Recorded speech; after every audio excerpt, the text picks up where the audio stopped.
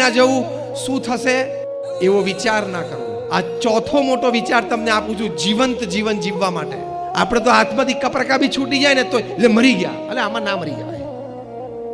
કપરકા બી હાથમાંથી છૂટી જાય ને તૂટી જાય ને ચાપ દોડાઈ જાય તો પહેલો શબ્દ શું? મરી ગયા. એટલે ના મરાય આમાં. એમ નાની નાની વાતમાં અભિગમો સવડા રાખવા.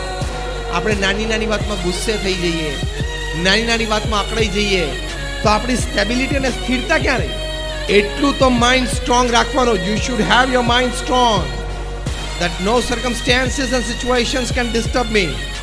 એટલે કે કોઈ પણ સંજોગો અને પરિસ્થિતિ મને ડિસ્ટર્બ ના કરી શકે. વરસાદ પડતો હોય પણ કોઈ કારણોસર તમારે ઘરની બહાર જવાનું થયું, કોઈ વડીલની દવા હોય, કોઈ નાના બાળકની દવા લેવા જવાનું થયું, XYZ કોઈ પણ કામ માટે, પણ વરસાદ પડતો હોય તો પલળવું ના હોય તો આપણે શું કરીએ? રેઇનકોટ પહેરી લઈએ, છત્રી રાખી દઈએ, અને પૈસા છે ભેગા લઈ ગયા હોય પ્લાસ્ટિકની કોથળીમાં રબર બેન્ડ ચડાવી દઈએ તો કાંઈ તકલીફ છે? વરસાદ બંધ નહીં રહે, આપણે રેઇનકોટ અને છત્રી લઈ લેવાના. એમ પરિસ્થિતિ અને સંજોગો તો પ્રતિકૂળ રહેવાના. તમારી ડિફેન્સ સિસ્ટમ તમારે પાવરફુલ રાખવાની, તો સ્થિર